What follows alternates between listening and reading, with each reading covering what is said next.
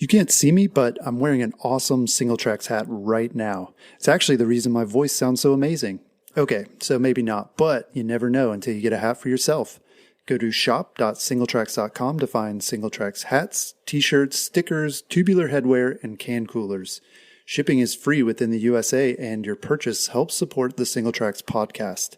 That's shop.singletracks.com, and thank you for your support. Hey everybody, welcome to the Single Tracks podcast. My name is Jeff, and today my guest is Wendy Engelberg. Wendy is the founder of Girlz Gone Riding, a mountain bike group working to get more women riding and enjoying their experience on the trails. Thanks for joining us, Wendy. Good morning, Jeff. Thank you for having me. So, who first introduced you to mountain biking? Well, that was pretty much me. It was something I always wanted to do. At the time, I was actually going through a very long, ugly divorce. And so I thought it was a really great time to get all my anger out on the rocks. So I went out to Wheel World in Woodland Hills and purchased a rock hopper hardtail, with the old 26-inch wheels and V brakes, and for $450. And I thought that was a crazy amount of money at the time. Yeah. Little did I know. Right. Well, that's interesting. Not a lot of people come into mountain biking on their own. I mean, how did you know about mountain biking even? Like, what kind of influenced you to think, like, this is something I want to try? Well, I always loved being outdoors, and I had seen people riding their bikes from time to time outside on the trails when I would go hiking. And it was just something that I thought, wow, I would really love to do that. Being a really intense person, I need something that's very intense to relax me. Yeah. And it just really appealed to me.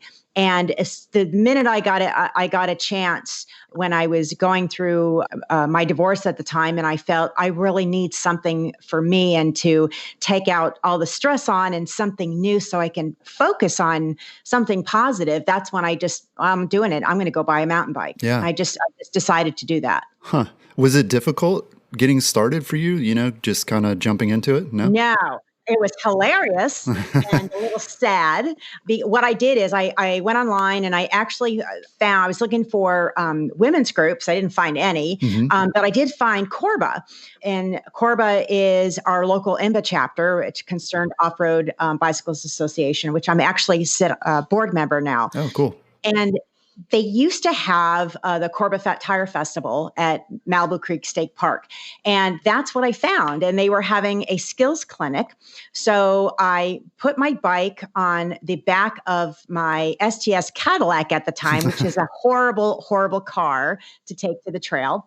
And I didn't know anything. And I accidentally completely locked my bike on the bike rack, couldn't get it off. It was just, oh no. Yeah, it was really embarrassing. And I was too embarrassed to ask the instructor at the time, which was Mark Langton, to help me. So I just kind of watched the skills clinic, and then I pulled him to the side and I told him the situation. He walked over to my car, undid my bike, showed me what to do. And then I went out on the poker ride and just with 500 other riders, and was just pretty much addicted from the start and just loved it. Cool. Well, yeah, it sounds like initially you had a hard time finding women's specific groups. So is that sort of what motivated you to start Girlz Gone Riding? Well, there's actually at that same festival, there was an easy up that said Dirt Chicks on it. And funny enough, I met Karen Johnson and Kim Cofield, and we actually became friends. And I started riding with that group a little bit. And at some point over the next year or so, maybe a little longer than that, we're at happy hour, actually, in Simi at a place that's not even there anymore called the Elephant Bar. And we were just talking about all the women that we would run into on the trails that were always riding alone. And so we would ask them, well, where's your friends? And why are you riding alone? And the response was pretty similar all the time. It would always be, well, my husband or my partner, they drop me, they're too fast, or they're always trying to coach me, or I don't know where other women are. to ride with. So we decided to open up our calendars and try to get all the women together, and so they could at least network with each other. And Hmm. because all three of us knew like different women in different areas, so we thought it would be a good thing. And that was around December of, I think it was like 2010 or 11. Hmm. And then we didn't do any advertising. Kim's boyfriend, Drew, actually did a flyer for us that we put out at some of the bike shops. And then in February, we decided to kind of do like a little meetup thing at Malibu Creek State Park, and 85 women showed up. Huge group. Yeah. So that's when we knew, wow, we got something here. There's a real need. Women want to ride with other women and they're looking for that camaraderie. So that's kind of how it all started. Interesting. Well, I know you have sort of groups spread all over today, all over California and Arizona, I think. How large is the group? How many women would you say participate in events? We have 7 chapters. So we have Los Angeles, San Diego, Big Bear, Kern County, Mojave Desert, Orange County, and the Inland Empire. Wow. And yeah, so we probably have just about, I would say about 2,800 women altogether. Wow, that's a lot. And some of these rides and events, I guess, are pretty big. I mean, 85, that's a big start. Yeah. Are you seeing similar group sizes when you do have events and get-togethers? Yes. Well, but I limit it now. So to make it really manageable, it's important to keep it small and intimate. So, for instance, we just did our 5th annual Women's Weekend in Big Bear, which started out as a 2-day event, which for a lot of us now is a 4-day event, but the event itself mostly is 3 days, and I limit that to 100 women. Okay. And this way, it just keeps it really manageable and intimate, and everybody has a really great time that way. Yeah. Well, it sounds like for you getting started in mountain biking was pretty smooth for the most part, but what are some of the barriers that you think make it difficult for other women to start mountain biking? Well, I feel that most of the mountain biking that's on either social media or even car commercials really focus on free riding. And free riding, it is really exciting to watch, but it looks terrifying. I wouldn't do it. And most mountain bikers would never, that's been riding for 20 and 30 years wouldn't do it. So I feel that the different disciplines are just not out there for new riders to know about. They also, newbies typically are timid in asking for help. We really focus on in our club when there's greenie riders, meaning, newbies, beginners, Mm-hmm. we let them know that we're here to mentor you if you need it, if you want it. There's so many veteran riders that will literally hold your hand, bring you to the bike shop, show you, what a bib is, what chamois cream to use, Yeah. talk about saddles, anything that you need. We are there to support. I also don't think that newbies realize what a social sport this really is. And I think, Jeff, one of the most exciting things I see constantly through our club is the incredible friendships that are formed all the time. And that is really makes it worth it. And we ride together, we do social things together, we do pretty much everything together. So that is just such an incredible, unique element to a women's club, and what really makes it different from one of the things that makes it different from a co-ed club. Yeah. Well, what would you say is the group's primary focus? Is it social, or is it recreational, or is it, advocacy, trying to get more women involved, or that sort of thing? It's a little bit of everything, but it's mostly a social club. It's empowering women. And I think how we do that several ways. The rides, all the rides are no drop, fully supported rides. And that's what really makes our club successful.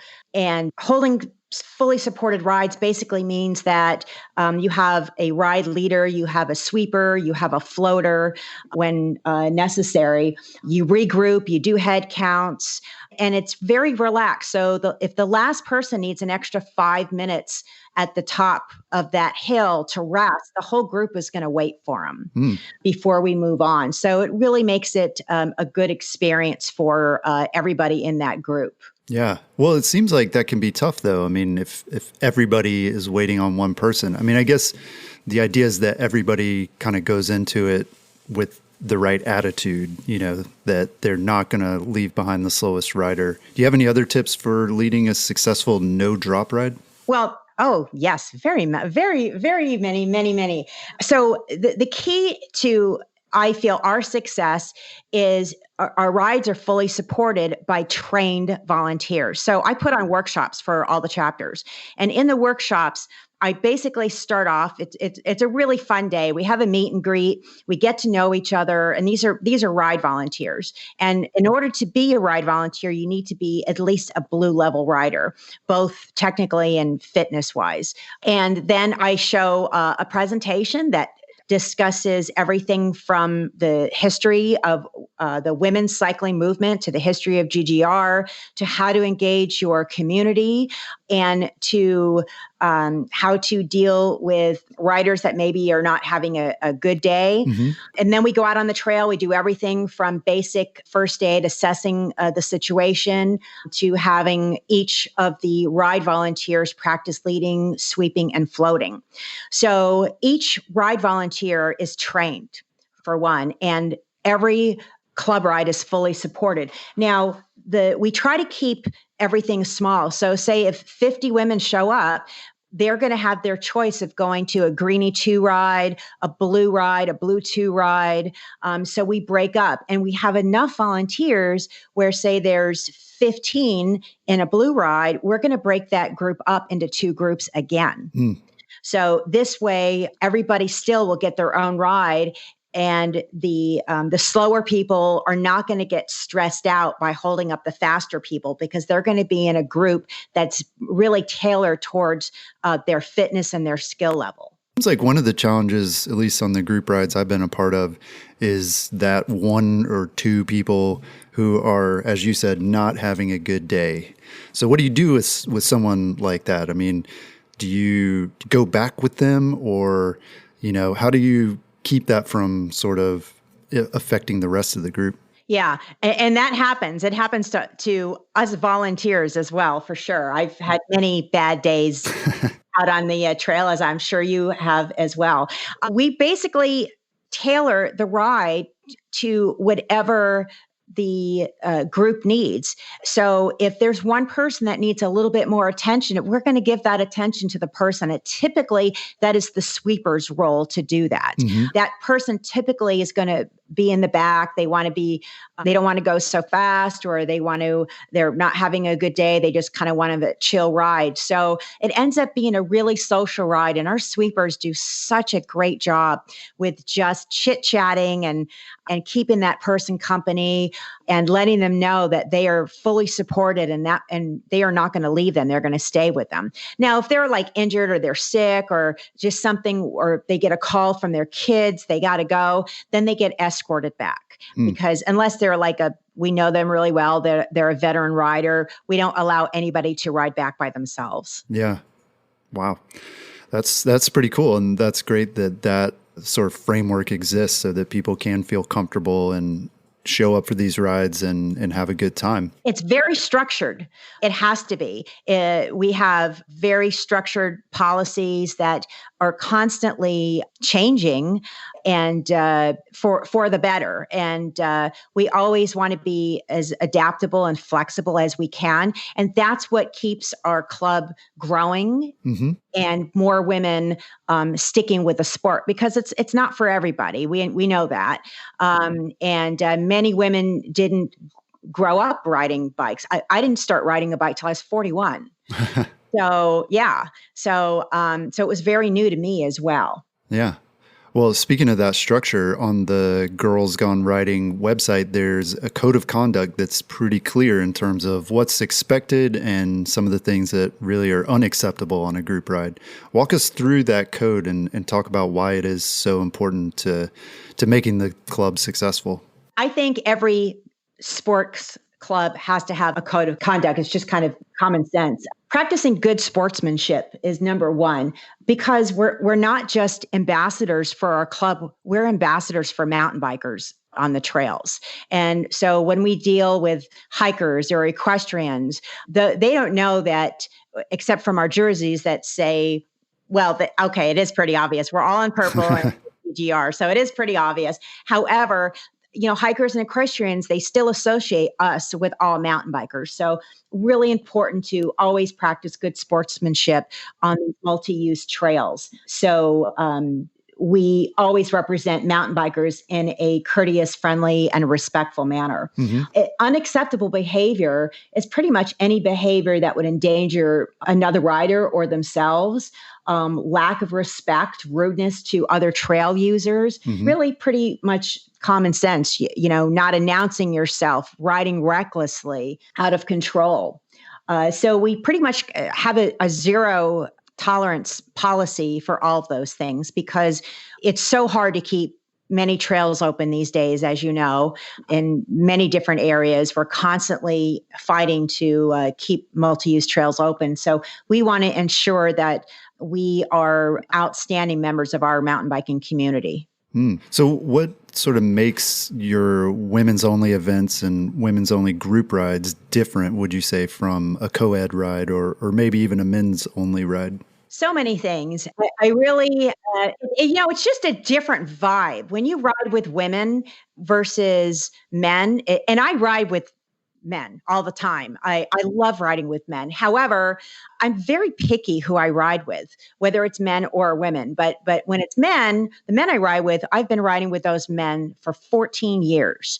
So we know each other really well. And it's all about the love of being outside and riding our bikes. Right. But as far as a co-ed ride versus an all-female ride, it always tends to be a little bit competitive on a co-ed ride. And there always seems to be a larger gap because of the lack of social interacting. Now, some clubs are extremely social. I can really only speak for when we do co-ed rides or for our club. Yeah. And our club also, we're so structured, and we have ride ratings that many other clubs have actually, male and female clubs have adapted because we already have the structure. So yeah, it's just fun and social, and we take a gazillion pictures. But, there's also, it also can be very hardcore, like we have our Blue 2 groups that ride very fast, and we hammer and we challenge each other. And so if you want that aspect, that's there too. So you can be ready for that as well. Yeah. Interesting. So what would you say surprises women when they first start mountain biking, or even when they, like you, just sort of express an interest in the sport? I think what surprises most women when they first start mountain biking is the abundance of other women in the sport. They have no idea how many women there are that really ride. And I think the other thing that really surprises them is how hard it is aerobically. Yeah. Interesting. Yeah. When I first started, I was a gym brat, and I was in really good shape.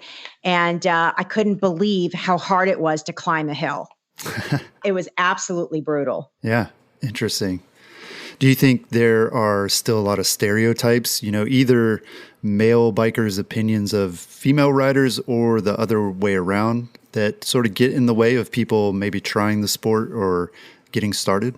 It really depends on if you're talking about cyclists that or people that are already cyclists, mountain bikers who are active in either racing or lots of events already know that there's a ton of women cyclists out there. So I don't think there's any issues with that. The race promoters these days too are really, really incredible and really tailor towards really just everybody having a great time. It doesn't matter if it's a woman or a man. They just want everybody to have a really good time.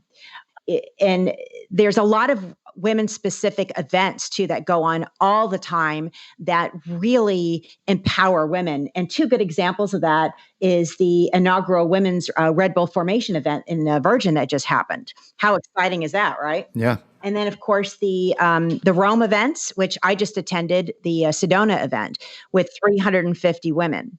So that was really, really, really fun. So there's just so much available now for women riders, whether they want to ride with men or they want to ride with just all women. They want to go out and they want to race, like say the 6 hours of Temecula. There's women only categories for that. So there's just a lot of stuff available. It's improving constantly. Yeah, that's really interesting too, because at the beginning you kind of mentioned how these things like free ride, for example, could be a stereotype that as a woman you see that and you think there's no way I want to do mountain biking if that's what it's about. And yet even that's changing. Like you said, Red Bull formation, we're seeing more women get into free riding. And if we see that, if women see other women doing that, yeah, it's interesting. Do you think that'll sort of change that stereotype, or will it still be, because I'm like you and most other people, I look at that and think there's no way I would do that. I still don't want to do it, even after watching the women do it. Yeah, right. I still don't want to do it. I think stereotypes will always exist, but the people who are strong in the community, who have a strong voice, are always going to be breaking those barriers down and make the environment a more positive and welcoming environment for everybody, especially women. And so the sport is just really just growing socially so much, not necessarily racing. I mean, there's a ton of women that race, but step one is getting more women on bikes and ensuring that they have a great experience. Yeah. And I do have, on our larger events, I do have male volunteers that are absolutely wonderful. They've been volunteering for me for many, many years in the club. Their wives ride, their girlfriends ride. So, men break down the stereotypes as well by getting involved in their own community as well. Mm-hmm. Yeah. Yeah. And it's interesting too. You said it's kind of spreading socially. And I think that's one area probably where social media is perhaps helpful in that, you can actually see a different side of mountain biking, not the Red Bull side, although that's cool too, but seeing real people, friends of friends riding. And, in the past, like mountain biking was this thing where it was kind of hidden and kind of secret, right? Like you go and you do it in the woods. And if you weren't a part of that, you didn't know exactly what was going on or, what kind of trails people were riding and was it scenic or, what was it? And now you can see that. And it sounds like that's perhaps helping getting more people interested in the sport. Absolutely. And now look at how gravel riding has taken off. Mm-hmm. And so now you're getting all these roadies that many would never even think about mountain biking or actually hitting the dirt now. And who knows, maybe at some point they'll move over to mountain biking as well. Yeah, it's a gateway drug, I've always said. Absolutely. So as you mentioned, there are 7 chapters of Girlz Gone Riding spread across California and Arizona as well. Do you think this is a concept that others can take to their own local areas, beyond sort of the West? Absolutely. This is a template that will work anywhere. Basically, anybody can start their own chapter. All that they need is a leadership team of about 6 to 12 volunteers that are willing to commit their time once a month for guided rides. And then once they have a team, they can form like mini committees that will handle things like relationships with their local bike parks, relationships with either their IMBA chapter or their local advocacy group, because each GGR chapter is required to partner with either their local IMBA chapter or whomever their local advocacy group is. You can do committees for fundraising, all sorts of things. So yeah, basically it's really easy depending on the area. If it's a larger metropolitan area, you're going to need more volunteers, but you can't do it alone. So you really need a strong leadership team that's willing to commit once a month. And that's really pretty much all it takes. Yeah, cool. Do you have programs, or are you seeing riders of all ages, or is this primarily focused around adults? It's a pretty much adults. I mean, our demographics, our average age in our club's about 47, 48 years old. Oh, okay. Yeah. So now we have some of the NICA girls join our rides once in a while, which are really great.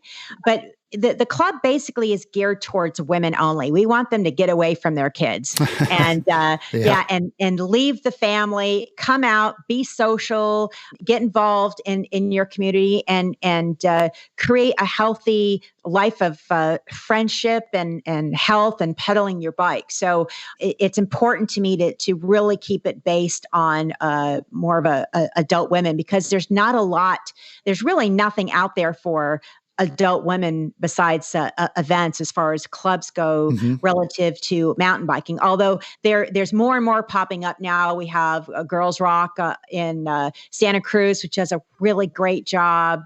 And there's actually a group in the UK that is doing a wonderful job. I think they're called Mountain Bike Chicks, or the Chicks. So they're kind of popping up all over the place. Yeah. It sounds like that's an outlet too for a lot of women that doesn't exist, or something that they definitely need. So that's really cool.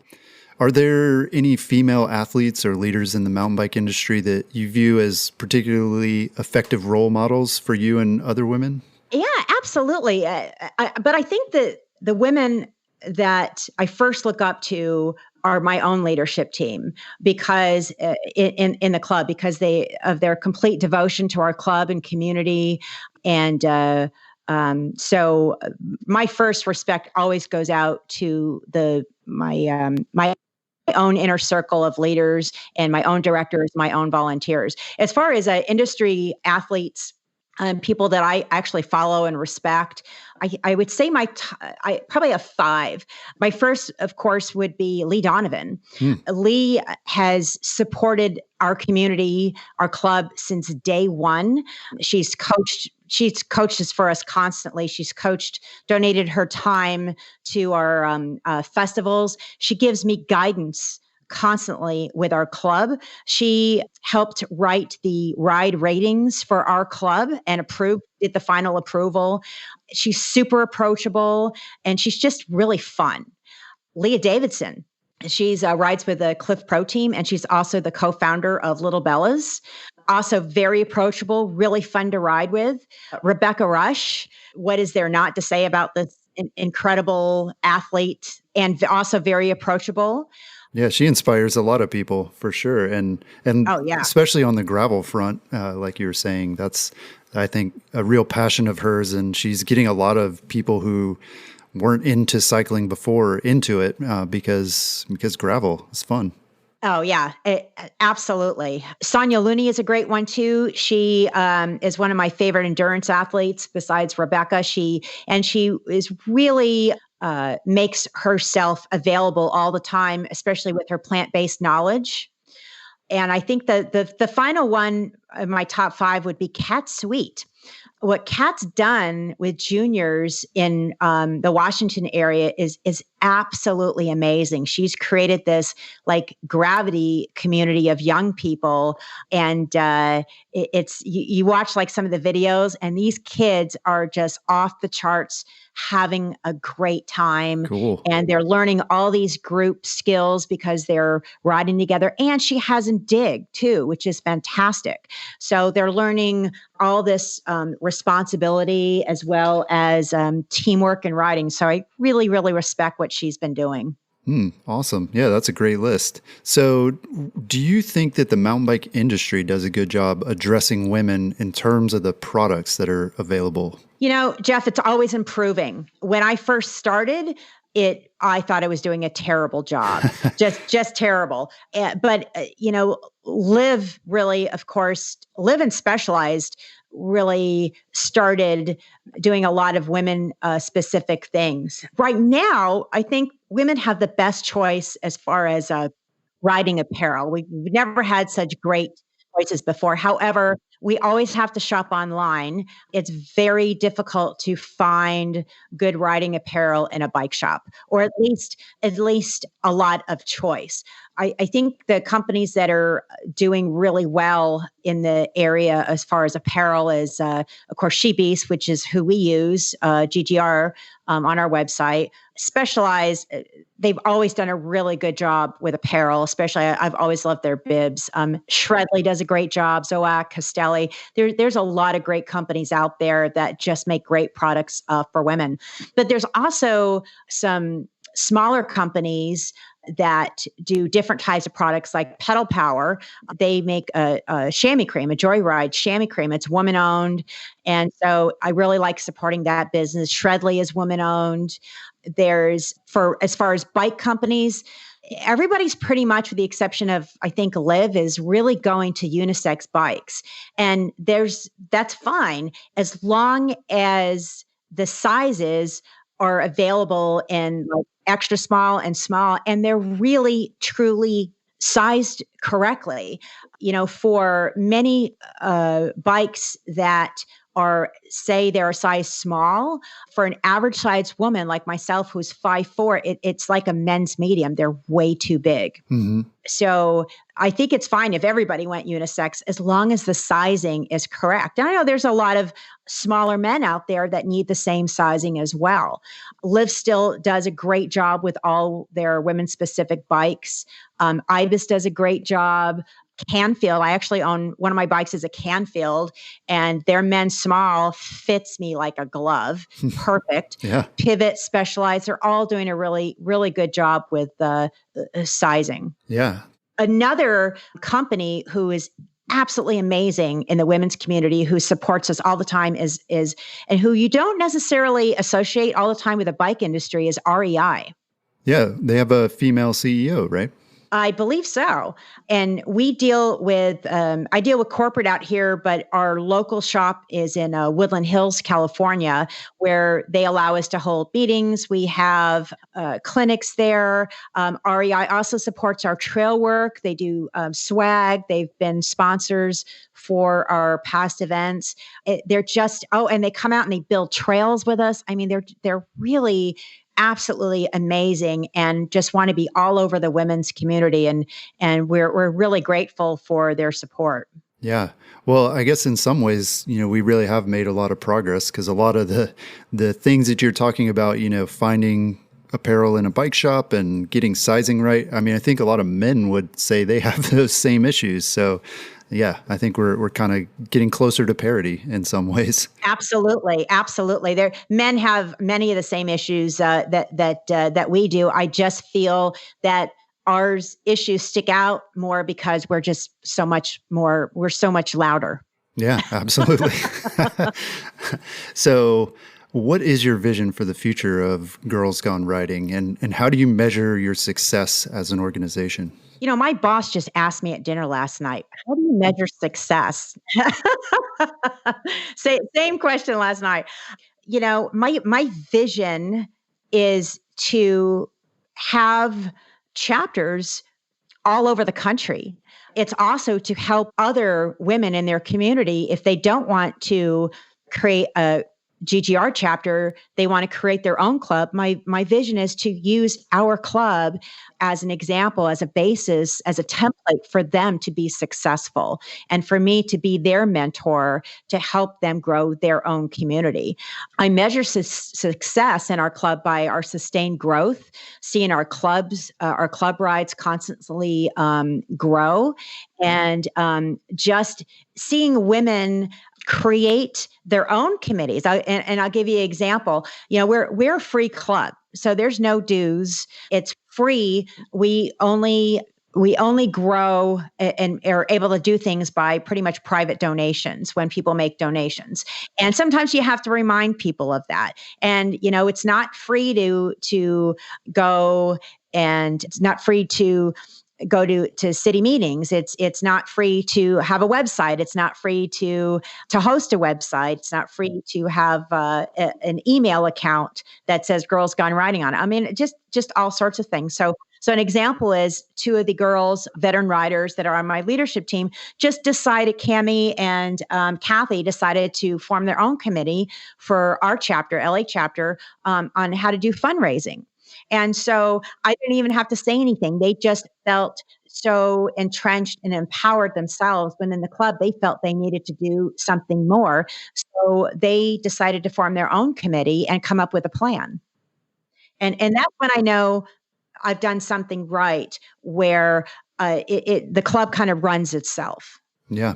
How are you able to spread that vision? Do you have documents and things that you're creating along the way, or videos, or how do you kind of intend to spread your message? Well, it's difficult, obviously working full time, focusing on my career, and having a very large volunteer organization. So, I try to be on social media as much as I possibly can. I go to events with our booth as much as I possibly can, so people can see us. I get invited to things, which is wonderful. I go to everything I possibly can be at. I will be there, and anytime that I can be on a panel and speak, I love to share my vision and my experiences to help other people in their community be successful in their clubs as well, whether it's male or female. And I always make myself available to everyone that approaches me to get help with their clubs, which is all the time. And especially with our ride ratings. Our ride ratings are getting spread out more and more and more, which is really exciting. Yeah, that's great. Well, yeah, it sounds like you're empowering women all over to do group rides and to get involved in the sport. And that's really awesome to see. So thank you for all that you do. Thank you. I love it. It's a lot of fun. Well, if you want to find out more about Girlz Gone Riding, you can go on their website. It's Girlz, Girlz, GoneRiding.com. That's all we've got this week. We'll talk to you again next week.